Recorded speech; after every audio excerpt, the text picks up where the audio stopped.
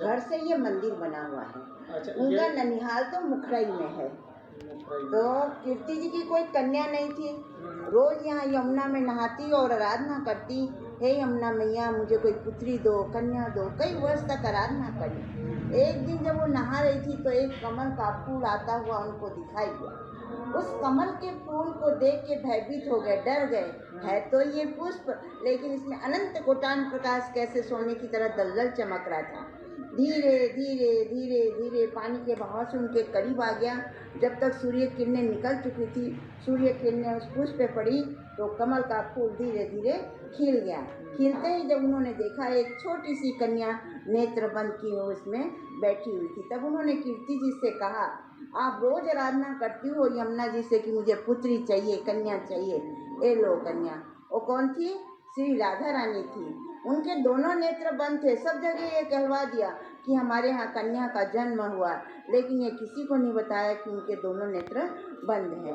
जब 11.5 महीने के बाद कृष्ण भगवान का जन्म मथुरा में हुआ तो कंस के भय के मारे रातों रात वासुदेव नंद बाबा के यहाँ गोकुल ले आए। फिर नंद बाबा ने सब जगह निमंत्रण भेजा, सब गोप ग्वालों को बधाई के लिए। सब गोप ग्वाल वहाँ बधाई देने के लिए पहुँचे। यहाँ से विषभानु जी कीर्ति मैया गई, गोद में राधा जी थे। जैसे वहाँ पहुँचे तो श्याम सुंदर पलना में झूल रहे थे। तो घुटनों केवल राधा उनके करीब जाकर बैठी। पलट कर कृष्ण ने राधा को देखा और राधा ने कृष्ण को देखा जब उनके दोनों नेत्र खुले। अच्छा, मतलब देखते ही वो, मतलब वो तो उनकी लीला थी, मैं मान सकता हूँ। खुले तो कंस के भय के मारे तो उनको वहाँ ले गए। कंस वहाँ भी पहुँच गया, कभी पुतना को भेज रहा, कभी मरकासुर, कभी वरकासुर को भेज के काफी भूचाल मचा दिया। नंद बाबा बड़े दुखी हो गए। नंद बाबा के पास 9 लाख गाय थी और विषभानु के पास 11 लाख गाय थी। यानी ब्रज के सबसे बड़े राजा यही थे, विषभानु जी। जब कोई भी कार्य होता तो इनसे ही परामर्श लेते थे। सब गोप ग्वाल इकट्ठा होकर इनके पास आए। माता जी, हमने तो सुना है कि लोग कहते हैं कि विषभानु जी के पास अधिक गाय थी। वही तो विषभानु के पास तो बहुत 11 लाख। नहीं, जो नंद बाबा के पास अधिक गाय थी, कभी तो कृष्ण भगवान नहीं, नंद बाबा के पास 9 लाख गाय थी। इतना ही सुना है, लगभग लोग इतना ही जानते हैं। 9 लाख गाय थी। तो जब कंस बड़ा उत्पात मचाया तो परेशान हो गए नंद बाबा, तो सबको लेके यहाँ पे आए। बोले बताओ क्या किया जाए, कंस बड़ा परेशान कर रखा है, बड़ा दुखी कर रखा है, इससे अच्छा तो कहीं दूसरी ओर चले जाना ठीक है। तो नंद बाबा सबको लेके उस जंगल के पहाड़ पे जाके बस गए। उसका नाम नंदगांव हो गया। विषभानु जी कीर्ति मैया से बोले, मेरा मित्र चला गया, अपन यहाँ अकेला क्या करेंगे, हो सकता है कंस अपने को भी परेशान करेगा। तो राधा रानी और कीर्ति मैया को लेके उस पहाड़ पे जाके बस गए। उसका नाम विषभानु के नाम से बरसाना पड़ा।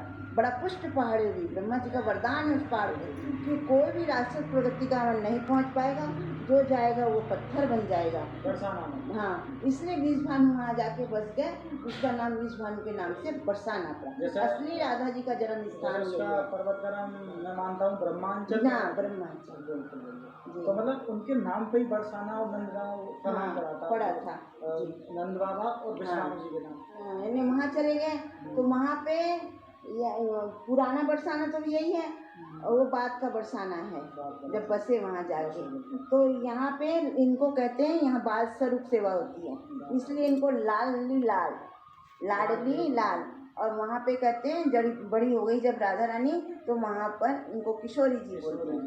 ये जो आप विग्रह देख रहे हैं ग्वाल सरकार, ये कोई बाजार की मूर्ति नहीं है जो लाके यहाँ पधरा दी गई हो। ये शंभू प्रगट है, उसी जगह से प्रगट है जहाँ से राधा रानी कमल के फूल में प्रकट हुई थी। तो ये नीचे वाले जो छोटे विग्रह ना, इनको लेके हमारे जो पूर्वज थे परमानंद जी व्यास, राजस्थान जोधपुर से आके यमुना के किनारे काफी वर्ष तक उन्होंने तपस्या की थी। जब श्री जी ने उनको दृष्टांत दिया था कि मैं करील के वृक्ष के नीचे हूँ, मुझे निकालो, तो बोले मैया ये तो यमुना का किनारा है, करील टैटी का पेड़ है, आप कौन से करील में विराजमान हो रही। तो बोले एक श्यामा गैया आएगी जहाँ चारों स्थान से दूध की धार देगी, उस जगह खुदाई करना।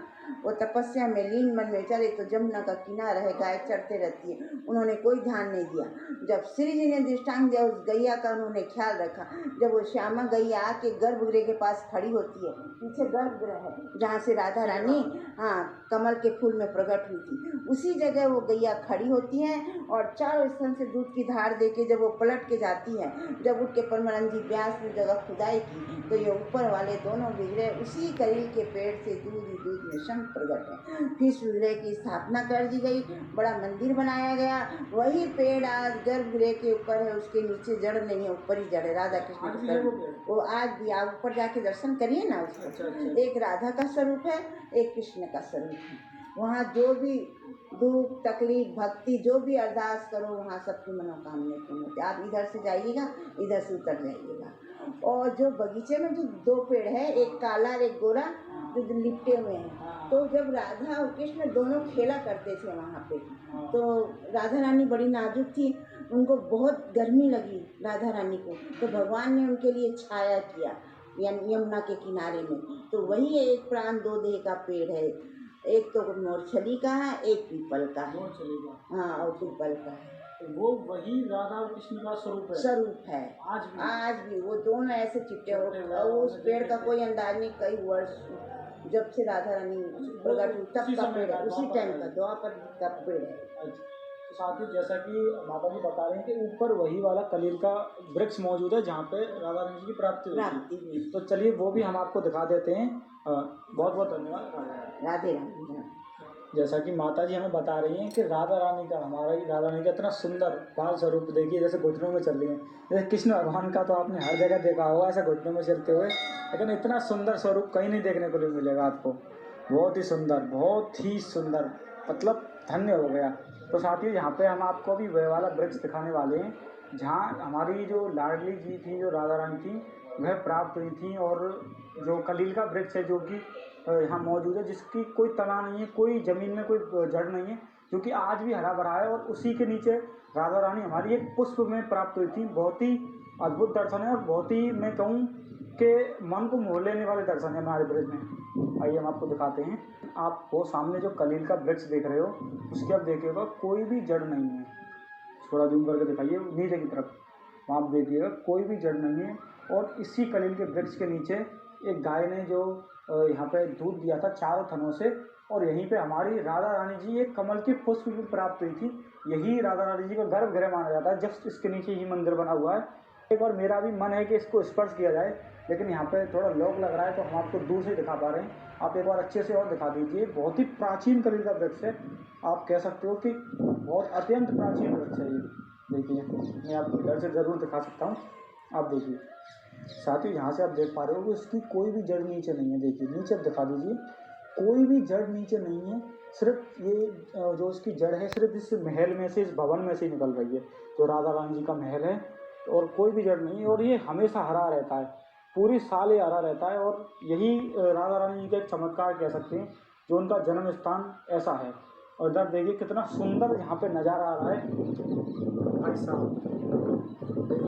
ये है ब्रज की कृपा। ये राधा रानी जी का पूरा रावल गांव देखिए कितना सुंदर है, कितना सुंदर कुंड बना हुआ है। और आप मेरे उस ओर देख रहे होंगे, मेरी उंगली के सहारे पे उस ओर आप देख रहे हो ना, वो यमुना नदी है। देखिएगा वो यमुना नदी है, और ये वाला भाग था ना, ये यमुना नदी में ही मौजूद था किसी समय पे। साथियों लाडली राधा रानी जी का आपको जन्म स्थान देख के बहुत अच्छा लगा होगा। मैं भी काफ़ी सारे लोग